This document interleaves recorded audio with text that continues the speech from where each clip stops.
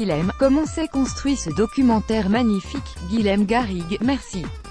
J'ai eu la chance d'être demi-finale à Marseille, pour Canal, et d'y rencontrer par hasard Alain Penaud.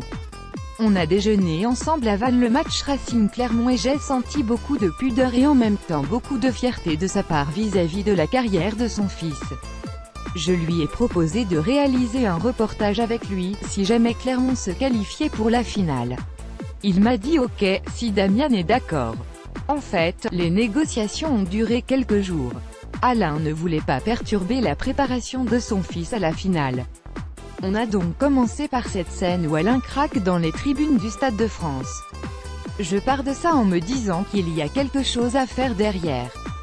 Ensuite, il a fallu faire des choix parce que ce genre de scène, on le vit tous les dimanches, sur tous les terrains, où il y a beaucoup de pères et fils.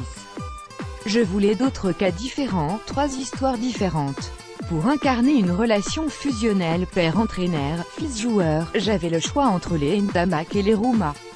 J'ai demandé à Émile Ntamak, il m'a répondu oui, si Romain est d'accord. Alexandre Rouma, lui, a décliné estimant qu'à peine arrivé à Bordeaux, il voulait d'abord y faire ses preuves. Après, je voulais une histoire où les deux jouaient dans le même club et où le père représentait une institution. Je voulais voir comment le fils avait grandi dans ces conditions. Et le choix des Herbani a été assez naturel. Dominique, un joueur de la grande époque du SEA, qui a disputé la finale de la première Coupe du Monde au temps où le rugby était complètement amateur, et Antoine, un joueur formé dans la prod 2 et dans l'ombre du père.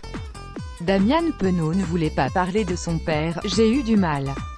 Le tournage s'est fait pendant une semaine de Top 14, au bout de 48 heures, je lui montre ces images de son père en larmes au Stade de France, que personne n'avait vu. Damian se fend d'émotion et, par pudeur, on n'a pas tout passé. J'aurais aussi voulu suivre Willy Taofifanois qui file d'un stade à l'autre pour voir ses 2 fils jouer, l'un pour Bordeaux, l'autre pour Toulon. Il a fallu choisir. En revoyant ce film, quelques mois après, on s'aperçoit que l'actualité évolue vite. Guy Noves n'est plus sélectionneur, Damian a été longuement blessé et Antoine Herbani va quitter le SEA pour la section paloise. Combien d'heures de tournage pour réaliser ce documentaire? Pour les 26 minutes que vous avez vues, on a dû tourner une trentaine d'heures. Le but c'est d'avoir des séquences, des moments de vie. On ne sait jamais combien de temps ça va durer. À Toulouse, c'est 4 fois 2 heures.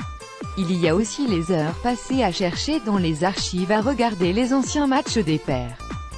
C'est du travail mais aussi du plaisir, surtout quand, par hasard, je tombe sur le plan du petit Romain sur les genoux d'Émile dans le vestiaire toulousain. La chaîne Canal a pour mission d'élargir le public du rugby. Dans ce reportage, on est dans le rugby que j'aime et qui peut accrocher ceux qui ne connaissent pas ce sport. Émile, quand Guilhem vous a proposé ce sujet, comment avez-vous réagi? Émile Ntamak, déjà le fait que ce soit Guilhem qui propose le sujet, ça met en confiance.